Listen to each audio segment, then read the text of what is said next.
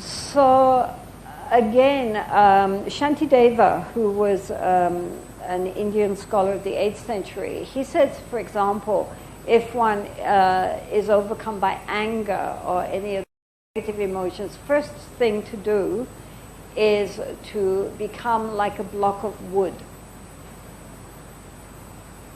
In other words, don't react. You know, if somebody does something which upsets us, instead of immediately jumping in, pause. Take some deep breaths. And then try to be more skillful in the response, rather than immediately jumping in. Somebody does something which upsets us and then we're immediately angry and defensive and so forth. Hold back. Breathe. Allow a little space in there. And the opportunity, perhaps, for a more skillful response for the time being. He's going to talk much more about how people do bad things and how we should respond.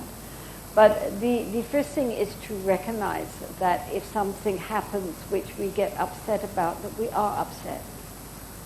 Or if something very attractive comes, we immediately want to reach out to get it. And we have to just pause and think, is this beneficial or not beneficial? Is this response really going to accomplish our aims and create, is this how an enlightened being would react? If one were really filled with love and compassion and wisdom, how would that person deal with this situation right now? We are not high-level bodhisattvas. Well, we are, but we don't know we are.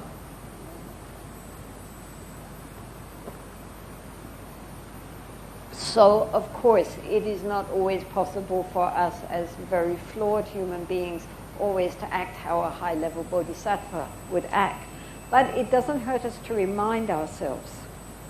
And this is why these verses are very useful, because, for example, if somebody does something really bad, we can recite that verse to ourselves and remind ourselves that if we really had wisdom, we would not react negatively to something negative.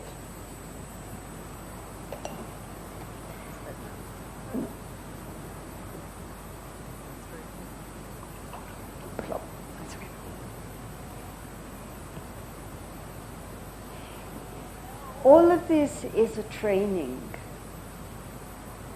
This is why it's called practice. As I said yesterday and say again and again and again, if we want to develop any skill, if we want to become a musician or a dancer or a sports person or any skill, we know we start at the beginning and we practice again and again and again, and we keep making, for example, if you're trying to learn, the veena, as we were talking about Saraswati, or the piano, or any instrument, in the beginning, our fingers touch all the wrong keys, it sounds terrible, it's,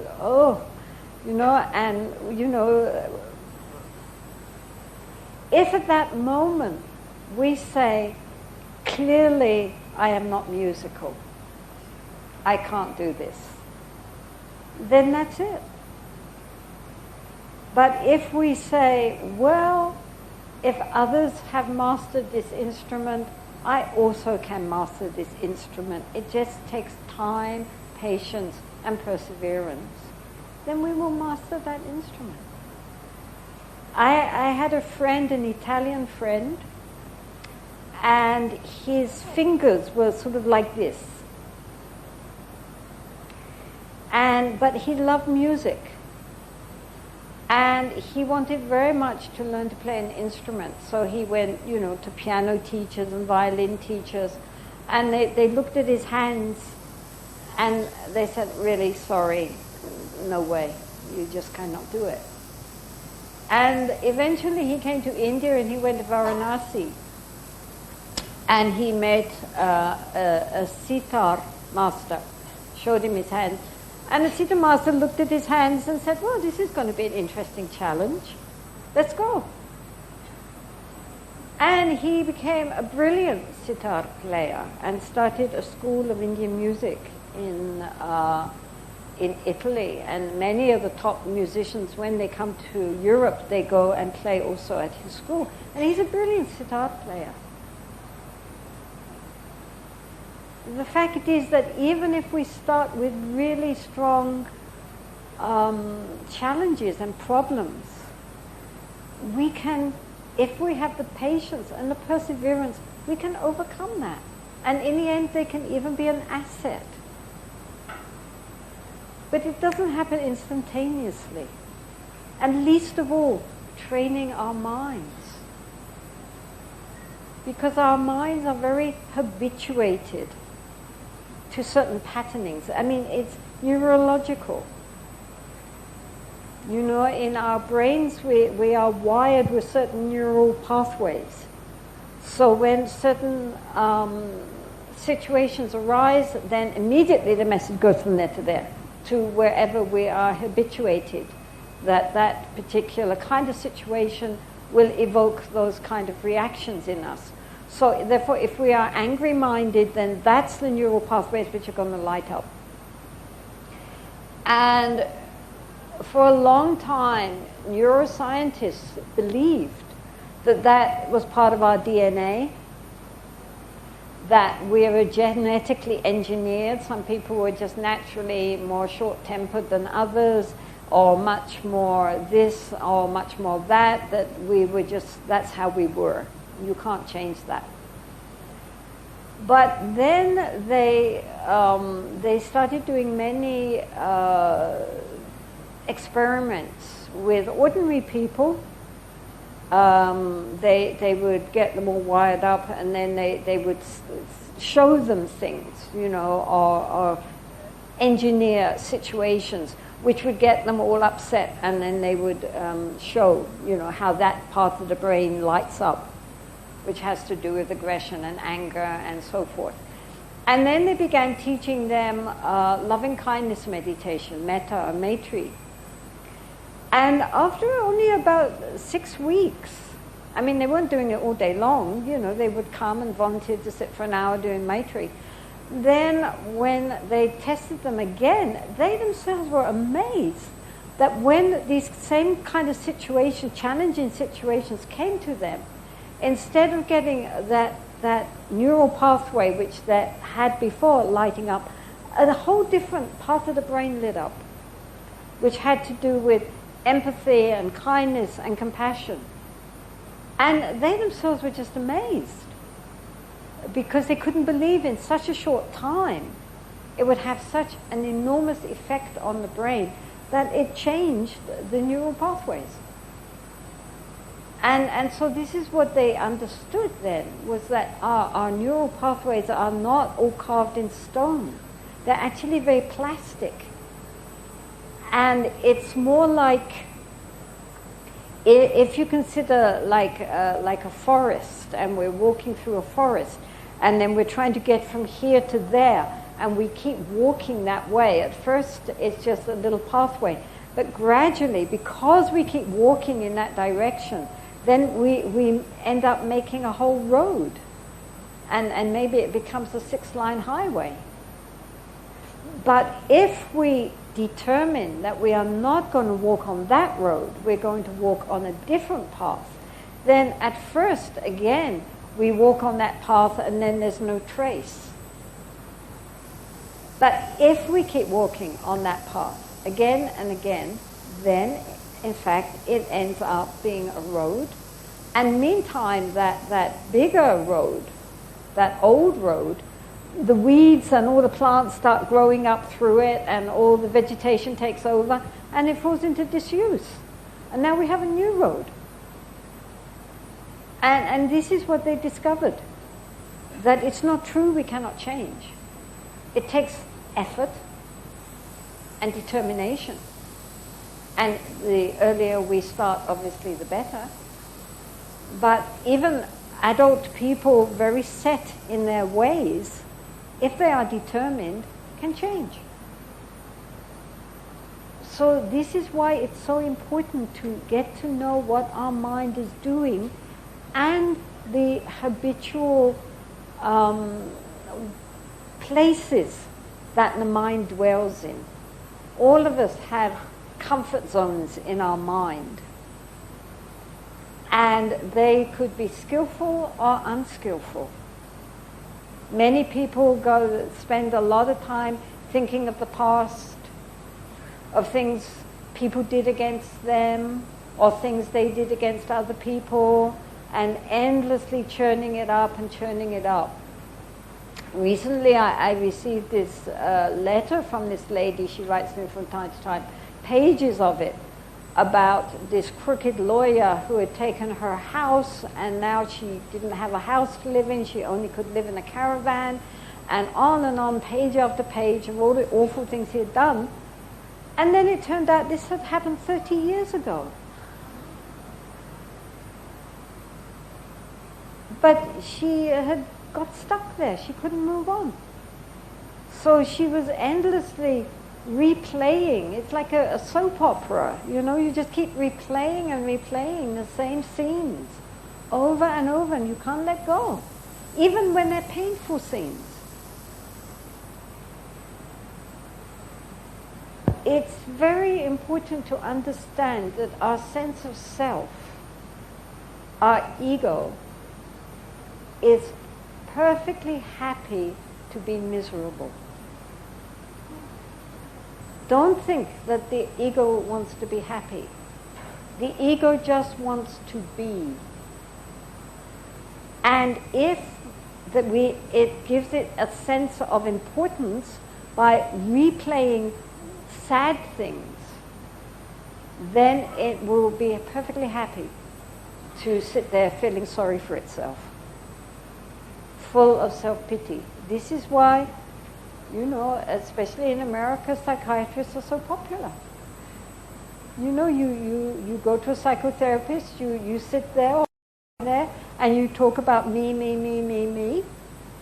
and all the horrible things which happened to me, especially in my childhood, and how nobody loves me because I'm so special. And then you pay.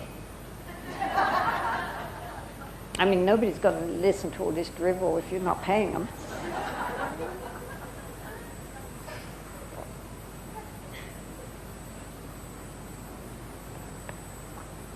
But the point is that even though it takes time to dissolve the ego and be liberated, nonetheless we can have a happy ego. It is very important that our sense of self, while we have one, which we do until we're extremely spiritually advanced, should be well balanced and healthy. Because a healthy ego is not thinking of itself so much. It's much more concerned with others. It's only when our sense of self is injured that we are endlessly thinking me. So people who are psychiatrically disturbed are always talking about themselves. And if you try to tell them about anybody else's problems, they're not interested in other people's problems. It's my problems that matter. People who are psychologically healthy are able to reach out and care for the problems of others. And their own problems are then put in perspective. It's like if we have an injured limb. If our arm is injured, we've broken our arm or it's in pain, then we have to protect it. And we can't use it but we're protecting it and thinking about it the whole time. And if somebody, hits against it, ow, whoa, my poor arm, my poor arm. But when our arm heals, then not only can we make use of it, a hand is very useful, but also we're not thinking about it. How many of you are sitting here thinking about your arm? Right? Because, it's healthy. So it's very useful, but we're not thinking about it unless we need it. And if somebody hits it, ouch, but then it's forgotten. So this is what we need to do, is to really also, along with this idea of putting others as most important than ourselves, not from a sense of self-worthlessness. It's not about making us think that we're no use and we're no good, and other people therefore are so much better, and I'm useless, I've never done anything right, I'm hopeless, I'm this, I'm that. That is also ego. That's why I said pride is not only thinking we're better than others, but also thinking we're worse, we're inferior. It doesn't mean that kind of inferior. As I say, what it means is just that we're not so important, not so interesting. Other people are fascinating. That's what it's talking about. That we appreciate others and are not just using others to reflect back our own self-appreciation. One time again, His Holiness Dalai Lama was at this meeting of eminent neurologists and psychiatrists. He has these mind and science meetings every year. And so he was going through some Lojong text, obviously, and talking about this whole question of the self-cherishing mind. That means a mind which is always caught up in our own self-concerns and is not interested in other people's problems. It's all me. So this self-cherishing mind is considered to be the root of so many of our problems. And so he was going on about how we have to uproot this self-cherishing mind. And so one of these eminent psychiatrists and neurologists said, yes, but what about low self-esteem? And His Holiness looked sort of blank and said, what? And they said, well, low self-esteem. This is high self-esteem. What about low self-esteem? And he didn't know really what they were talking about. So he asked his translator, what's he going on about? And the translator kind of translated that into whatever the equivalent Tibetan might be, or maybe he made it up. And His Holiness thought, and then he said, oh, I think very rare. Very rare. And so then the eminent neurologist turned to all his eminent colleagues and said, who ever suffers from low self-esteem and self-hatred? And they all put their hands up. And so I think for His Holiness that was a breakthrough in understanding Western psychology. Because so many people who outwardly appear very confident and know all, once you take off that layer, they have all this self-doubt, low sense of purpose, meaninglessness of their lives, and so forth. It's very interesting because outwardly the West portrays this tremendous confidence. But inside they're very non-confident. And often Asians who appear much less confident actually within themselves have a sense of inner dignity, put it that way. And so what it's dealing with is not to make us feel worthless. It's not doing that. What it's dealing with is trying to understand how just as we are meaningful to ourselves, all beings are meaningful to themselves, and we should respect that. And therefore reach out to them and understand when our mind is dealing with running around in all these unhealthy mental states. As I say, like remembering things in the past which are not useful, or getting anxious and lots of worries and fears for the future when the future hasn't even come yet. And in that way, unable to deal with the present moment because it's crowded out by all these other fears in the past. The sense of self, the ego only lives in the past and the future. It actually cannot live in the bare present. If we are genuinely in the moment, not thinking about the moment or comparing it or analyzing it, but just being totally present, then at that moment it is a whole different level of consciousness. It's not our ego. But as soon as we go back into the past or the future and that kind of consciousness, then the ego is again taking charge. So therefore, we should look at our mind, because if our mind is filled with anger or aversion or pity or fear or jealousy or greed, then that will create not only unrest inside our minds, but will also eventuate in very unskillful relationships through our speech and our body. And so we need to know what's going on in the mind, not judging ourselves or beating ourselves up, but knowing it, and then thinking, if it's negative, how can we change that? And if it's positive, then encouraging more. It's like keeping a garden, you weed out and you water flowers. But if we are only always carried along by the flood of our thinking and our emotions, and we never step back and actually observe them, then we can get caught up in all sorts of very dangerous mind states, emotional states, without even...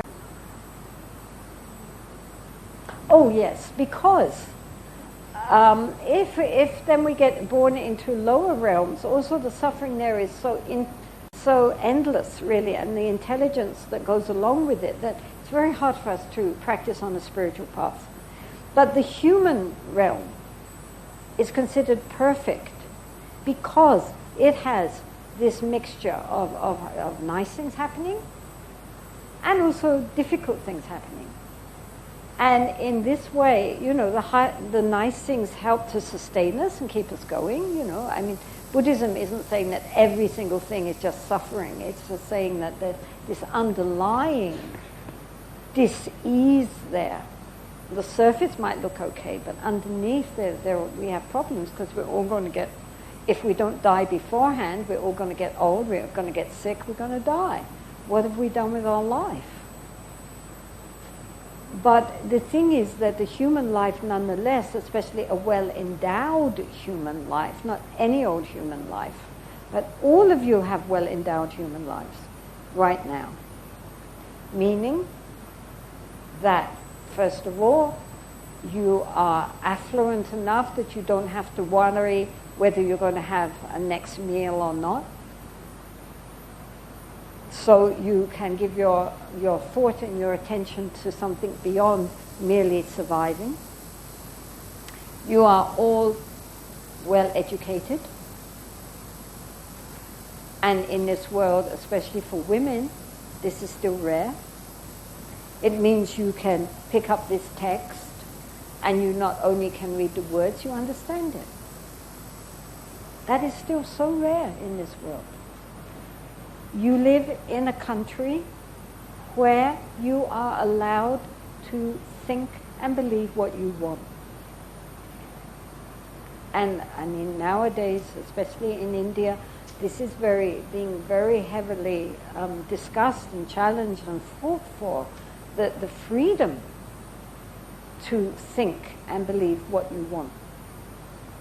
That this is one of the things with its spiritual traditions that makes India so special in the world, and is something which definitely should be guarded.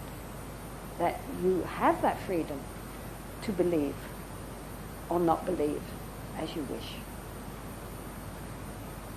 And you have the teachers are here. You know, in all the different religious systems and traditions, there are still teachers. You can find them. You can learn. You can practice. That is what makes a precious life, a precious human life. So this is something still in this world quite rare. And if we don't make use of it, then next time, who knows where we will be reborn. Because we cannot assume that we're just going to carry on in the same kind of status that we have now. If we don't make use of it spiritually to really benefit both ourselves and to benefit others, then we are not creating the causes and conditions to come back and enjoy this again. All of you are here as a result of something which you did, all the causes and conditions which you yourselves have created. Even that you're here just listening to a Buddhist talk, even if you think it's a bunch of nonsense, nonetheless, the fact that you're here is due to causes and conditions, which you yourselves have created. So if we want such conditions to continue, we ourselves have to continually create the causes for that. Things don't just happen out of nothing. And so we shouldn't always think that we need to make this human realm into a deva realm. That's what I was trying to say. That actually, from a spiritual point of view, the deva realm is disadvantaged. And that our human realm, with its challenges and its difficulties, as well as the nice things which happen to us, are what make this human life so precious. We always want to choose the comfortable option, but sometimes that is not what's best for us. Just like if we're always lying on the sofa watching television, that might or might not be pleasant, but you know, physically it's disastrous. And we know that, so we go to the gym to exercise, to counterbalance that. And likewise, in our life, when we meet with difficult people and difficult circumstances, instead of seeing that as the result of our bad karma or as an obstacle to our practice, we can recognize that actually this is a gift for us to really now begin to practice properly, not just fair weather practitioners. When everything is nice, then we're good practitioners. As soon as things go wrong, we drop the whole thing. Then that's not genuine practice at all.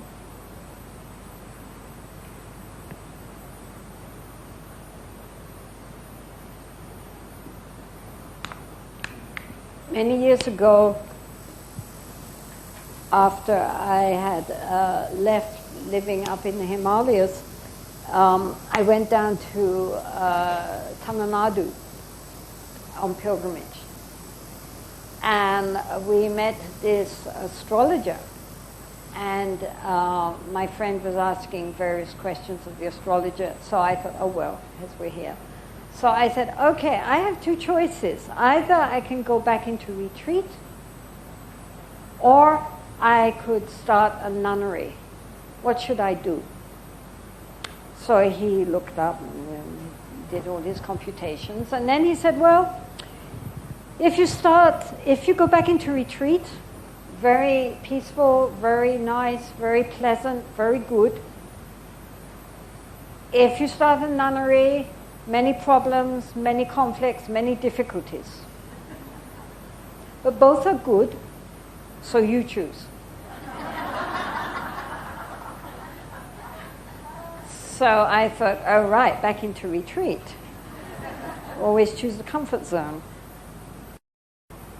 And then I met with this Catholic priest, and so I told him, and he said, well, of course you start the nunnery.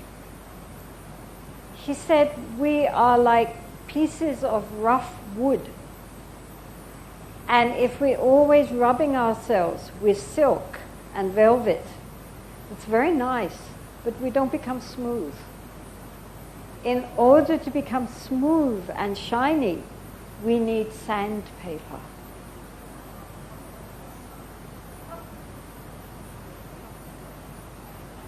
So when you meet with people who are ill-natured and overcome by their kleshas, heavy with misdeeds, you can say, "Oh, thank you, my sandpaper." And sandpaper rubbing can make us very raw, but in the end, it makes us smooth. So this is a very important point, that often the people who create most problems for us in the bigger picture are our greatest spiritual teachers. As I said before, it doesn't mean that when we meet people who are trying to cheat us or who are abusive and so forth, we should just let them get away with it. But it does mean that it wakes us up, and we have to think how to deal with this situation and with this person skillfully. Not just, push button reaction. Not just getting all upset or angry or doing back to them what they've done to us. We don't need to do that. And also sometimes, it just happens, that we have to, dealing with difficult people is the way for us to inwardly grow up. Because otherwise, as I say, we become complacent. We consider ourselves much more nicer people than perhaps we really are. It's not that we're bad people when we get upset when people do bad things, but how to deal with situations in a way which does not create more conflict. So nowadays in the, at the UN and everything, they're having all these conflict resolution conferences. But for each one of us, we also have to deal with how to deal with conflict skillfully, so that it doesn't end up making more conflict.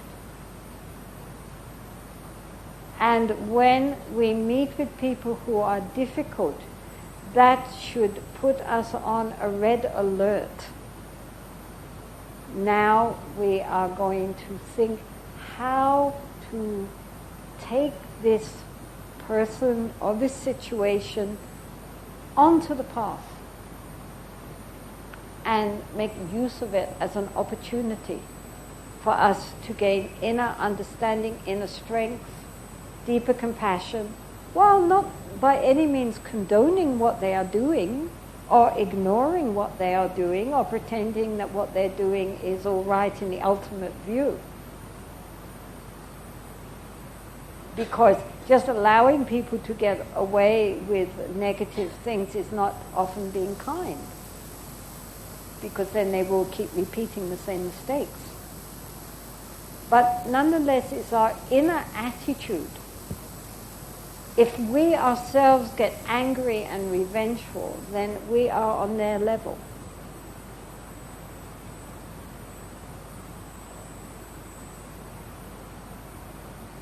If we are dealing with somebody with a very negative mind, if that influences our mind to also likewise be negative, do you see what I'm saying? We are just plugging into that negative energy and creating more. So at that point, we should stop, pause, and if there is negative energy coming from that other person, to block it by not responding negatively and recognizing that this is the opportunity to put some of these practices into, to actually, all these words are very nice, but if we don't practice, then they just stay words.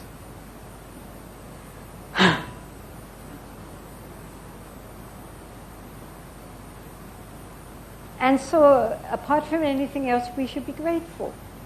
Because if somebody who is very ill-natured and difficult brings out that ill nature and difficulty in ourselves, which otherwise we wouldn't see because the people are not, inciting that in us.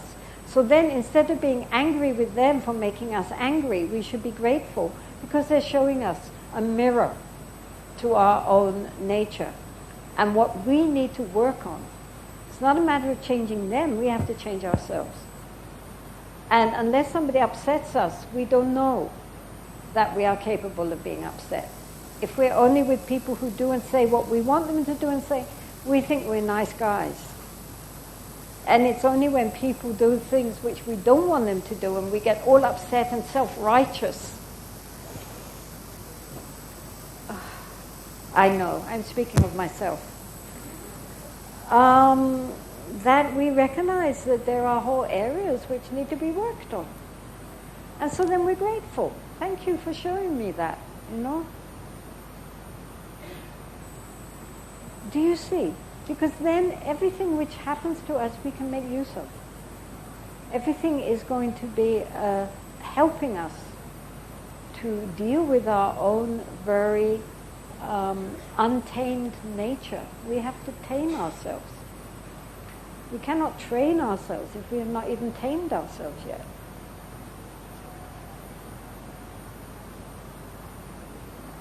So therefore, whenever I see ill-natured beings, all those overwhelmed by heavy misdeeds and suffering, I will cherish them as something rare, as though I'd found a priceless treasure. Also, as they say, the poor are not an obstacle for our generosity. So in, Bombay, you have plenty to work on here, right? How much?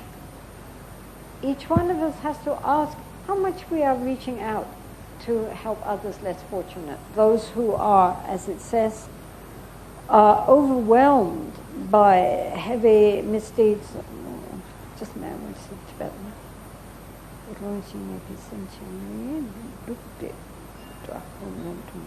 Okay. Yes, by heavy misdeeds and suffering. So, and then instead of dismissing them or ignoring them, we can recognize that they are helping us to extend our loving kindness, compassion, and care. We cannot solve all the problems of this planet, nor can we solve even all the problems of Bombay, or of your district, or of the apartment that you live in, or of your family. But we can extend ourselves to help what we can help. All of us can help more. All of us can reach out. We cannot solve the whole social problems, but we can do something to help someone. So instead of closing our eyes and our mind and thinking, oh, well, this is just all the result of your bad karma,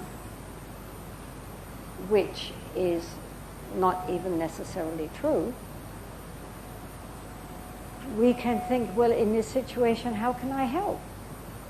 And not treat people as though they don't exist. I mean, each of you are highly educated. Each of you have some social responsibility here. Who's going to do it if you don't? We cannot change the whole planet, but we can at least change a little bit in somebody's life. Isn't it?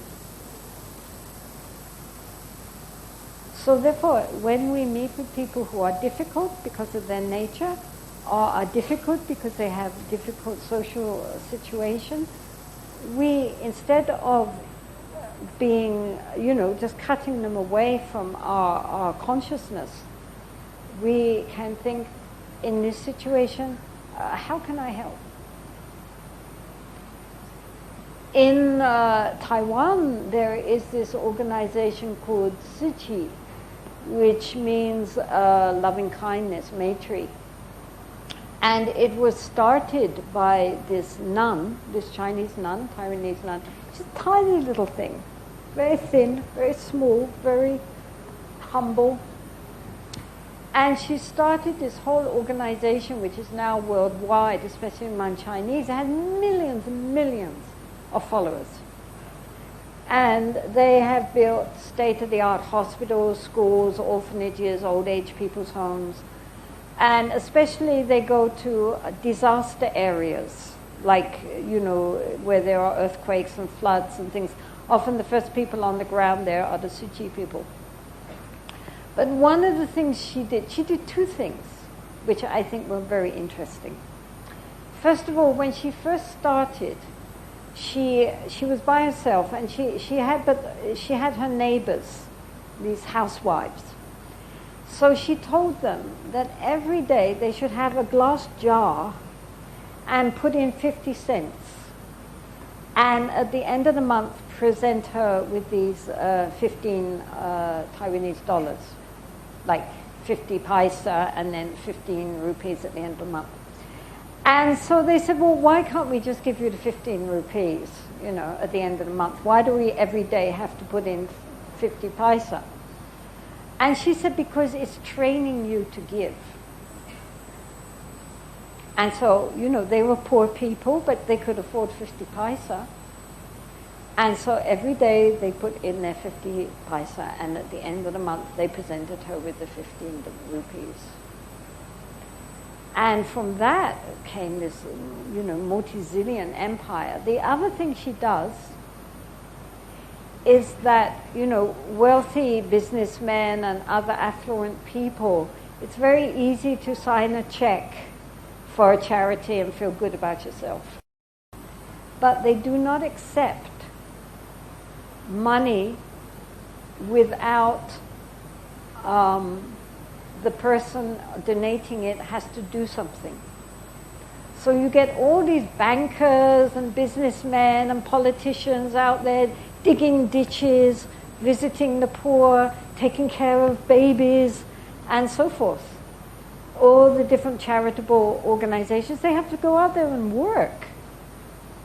Then she will accept their money. Without that, they can't donate. And so, again, it changes their lives, because they never thought they could do that. But when they're actually interrelating with the people that they're so easily just signing their signature for, and they recognize that they're people. And then, of course, they're happy for people to do nice things for them, and then there comes this interrelationship, and then very much they join Suchi and join the organization to donate a certain amount of time every week or every month for doing charitable work. So in that way, I think it's very important for people. It changes their lives, and it's not impossible. So all of you can look around and see what's happening in your district that you could possibly, they're probably longing for some volunteers. So you don't have to give up your whole life or your lifestyle, but you can find somewhere. That yesterday we visited an orphanage, and all these children from babies to 18 years old, some of them with handicapped needs, others perfectly normal but have been, abandoned for various reasons and are now being taken care of. They long for volunteers just to come and play with the children and keep them clean and look after them. And there must be so many of these things. And if there isn't, then start something. When we reach out beyond our comfort zones, to recognize that there is so much need, and we could help to fulfill that need, I'm sure you would find your lives more meaningful than merely just endlessly decorating your body and your houses for the sake of what? And going for kitty parties. If people find their lives don't have much meaning, then it's up to us to put meaning into it, isn't it? And the best way to put meaning into it is by reaching out to help others.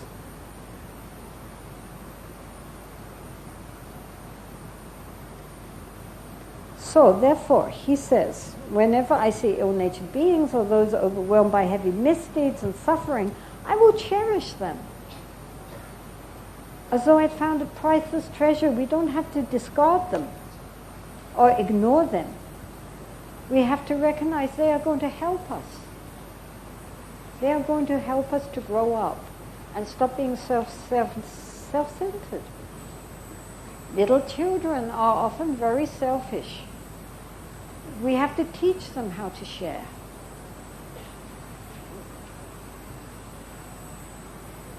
Otherwise they don't learn and they grow up into being selfish adults. One time I was in England and I went to visit a couple I knew. They were Sufi actually. And they had this little boy who was about 3. And so someone had brought him a small box of chocolates. And he was just absolutely overwhelmed. He couldn't believe it. Nobody had ever actually bought him a whole box of chocolates for himself. So, like this. And so his mother said, or his father said to him, okay, now offer a chocolate to the nun. And the little boy said, no, they're mine. And his father said, yes, of course they're yours. That's why you can share them with others. And the little boy thought about that because he was only about 3.